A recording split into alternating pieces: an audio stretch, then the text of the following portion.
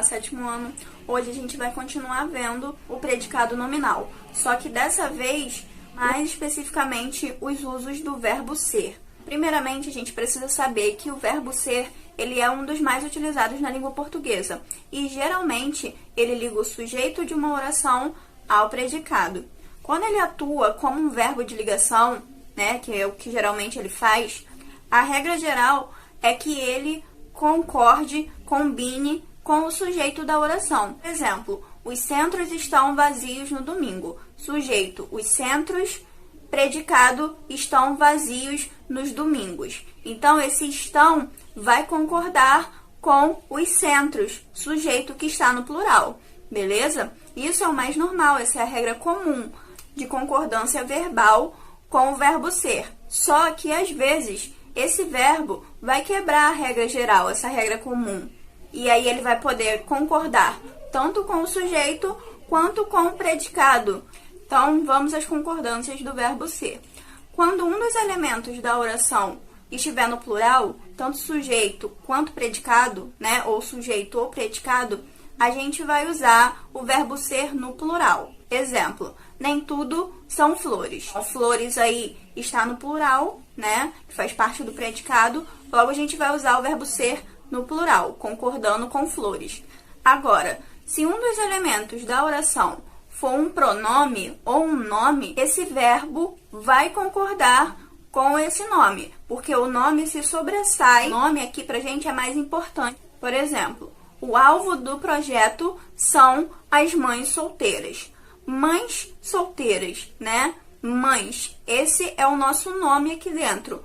Logo, a gente tem o são, verbo ser no plural, concordando com o nome que é mãe. Bom, uma coisa que vai estar sempre no singular são as expressões que são fixas, expressões de medidas, de preço, de peso e etc. Então, é muito, é pouco, é mais que, é menos que, é suficiente. 200 pessoas é pouco para nosso objetivo. Não é 200 pessoas são pouco, tá? É pouco, porque essa expressão ela é fixa. Ela não varia, ela é invariável na língua portuguesa. Tudo isso que eu falei para vocês agora, esses 3 exemplos, eles são do verbo ser pessoal. Agora a gente vai falar do verbo ser impessoal. Então, no nosso primeiro exemplo de verbo ser impessoal, a gente vai ter uma concordância que fica a caráter, a escolha de quem está escrevendo, tá? Então, a gente pode concordar no plural ou no singular.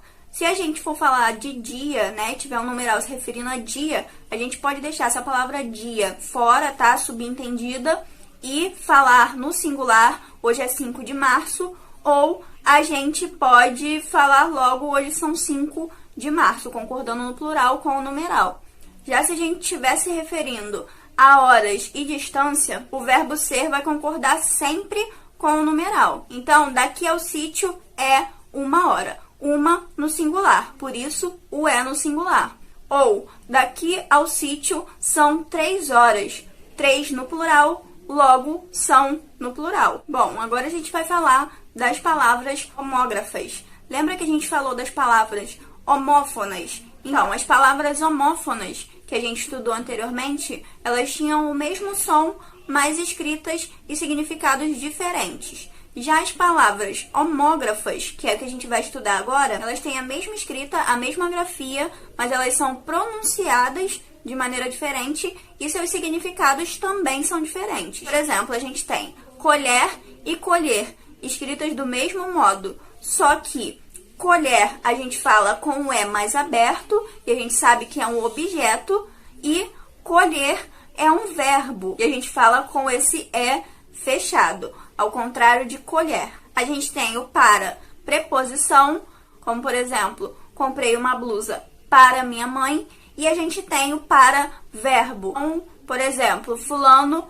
anda e para, de parar mesmo. E um outro exemplo que tem aqui na apostila é o jogo e jogo. Então, jogo, com esse primeiro O fechado, é um substantivo. Então, pode ser um jogo de celular, né, algo para te entreter. Um jogo de tabuleiro. Já jogo com esse O aberto é um verbo que pode ser conjugado. então eu jogo, fulano de tal joga e etc. Muita gente, em textos informais, WhatsApp, Facebook e tal, costuma confundir o esta, né, pronome demonstrativo, com o está.